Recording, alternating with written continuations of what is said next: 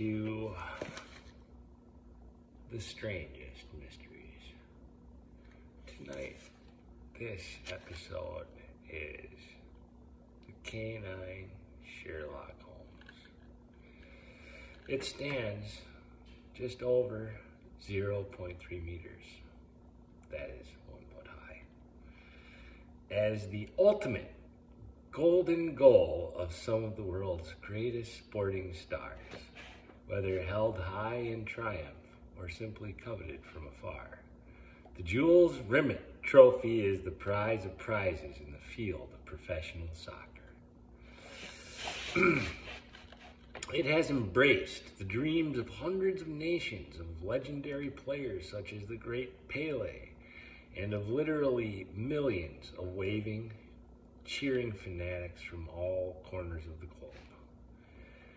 It is more commonly known as the World Cup. Interesting. A once-in-a-lifetime reward every 4 years to one country and its 11 most gifted, idolized footballers. Such is the occasion of its presentation that it is passed into the hands of the football players only from those of kings and queens, presidents and prime ministers. When it was brought to England a few weeks before the start of the 1966 World Cup tournament, it was promptly stolen.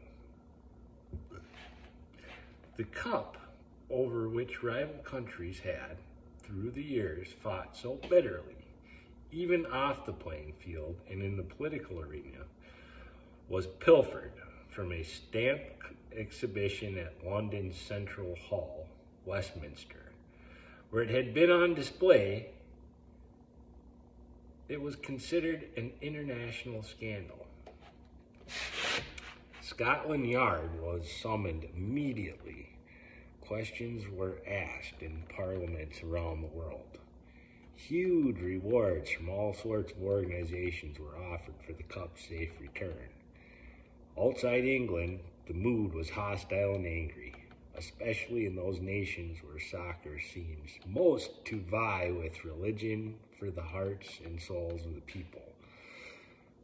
No cost or effort was to be spared to restore not only football trophy, but also national pride to its rightful place. The police, who had been ordered in hot pursuit of the World Cup thief, or thieves, found themselves on a cold trail. The trophy had apparently vanished into thin air, and the hunt for clues or suspects was a bitterly frustrating one. It was unlikely that anyone would have stolen the cup simply to melt it down.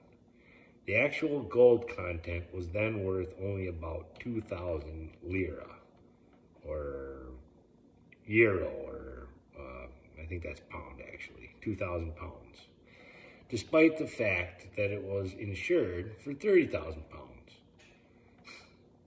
The real value, however, was priceless. Private collectors, undaunted by dealing on the black market to procure their secret hoards of treasure, would have paid a fortune to have the legendary cup in their vault. That was the only theory on which the beleaguered police could pin any hope. For a fortnight in early March 1966, the world held its breath as the desperate search for the stolen cup continued in vain. It was a tragedy of enormous proportions to dedicated followers of football. Wow. But more than that, it was an almighty embarrassment to England, which was playing host to the prestigious tournament for the first time in its sporting history. It was vital that the cup was found immediately. Screaming newspaper headlines posed all sorts of questions, some of them unthinkable to the hierarchy of FIFA's soccer world governing body. Was it in the hands of the unscrupulous millionaire? Was it stolen and then simply thrown away to be lost forever when the thief realized the enormity of his crime? Was it being held by a syndicate of villains?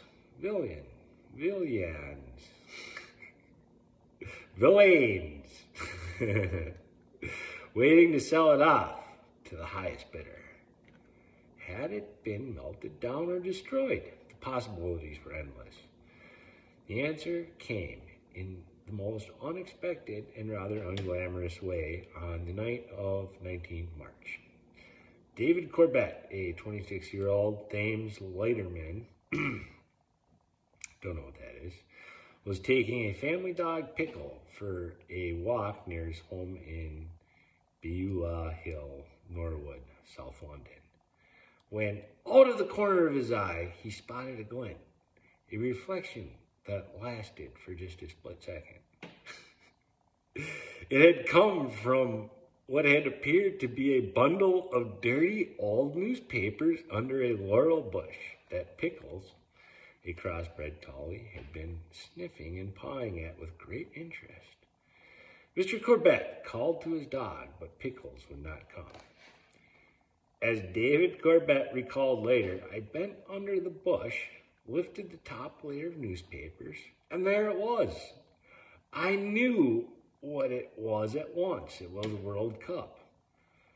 I think that the first thing I actually saw was an inscription on the cup.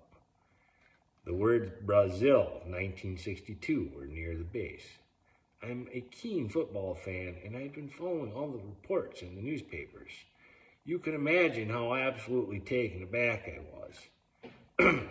I took it back to our flat to show my wife, Jeannie, and then we phoned the police, who were astounded as we were. Yet the truth is that I would not have given the old bundle of newspapers it was wrapped in a sideways glance or a second thought if it hadn't been for Pickles. He was the real hero of the hour.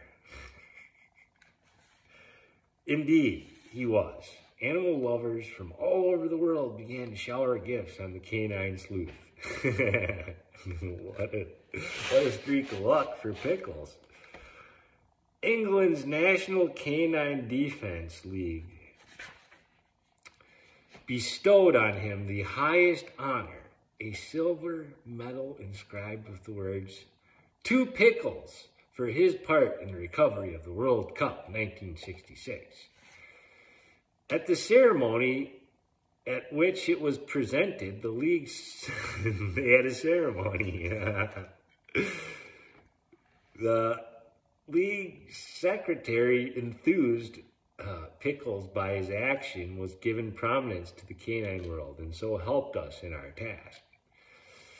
At the same ceremony, and there were many others for the furry Sherlock Holmes, as he was dubbed, a hotel page boy stepped up with a silver salver of further gifts. There was a rubber bone, 53 euro, collected among the hotel staff, and the best steak for him to eat. But still, unanswered questions was, who actually stole the World Cup? It was a question despite a number of suspicions that the police were never to answer. Yet, as in all unsolved crimes, the finger of suspicion is pointed, however, wrongly. There are people who are bound to suffer. That, amazingly, was the sad plight of none other than Pickles' owner, Mr. Corbett. Less than 2 months after his alertness helped recover the prize trophy, Mr. Corbett told the newspaper, "I wish I had never seen the damn thing. I was quite excited about it at the time, but I seem to have had nothing but trouble since. When I gave it to the police, they appeared at first not to believe my story about Pickles finding it under the laurel bush. They grilled me. They asked me where I was on that day the cup was stolen, whether I collected stamps, if I had ever been to Central Hall, Westminster, and so on.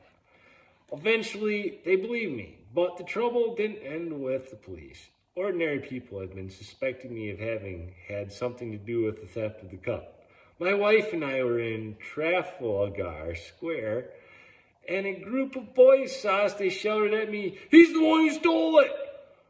What's gold in the fountain?' Whatever that means. It was terrible.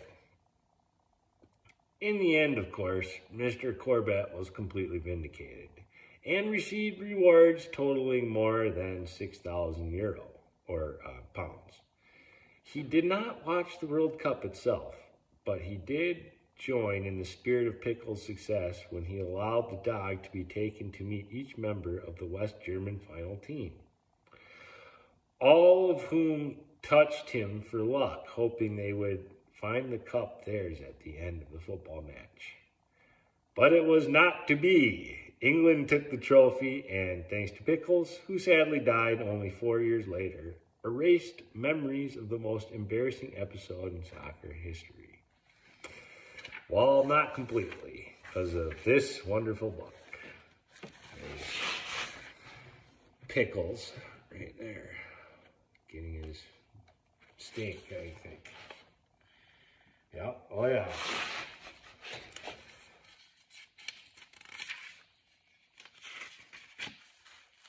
And that concludes another world's strangest story.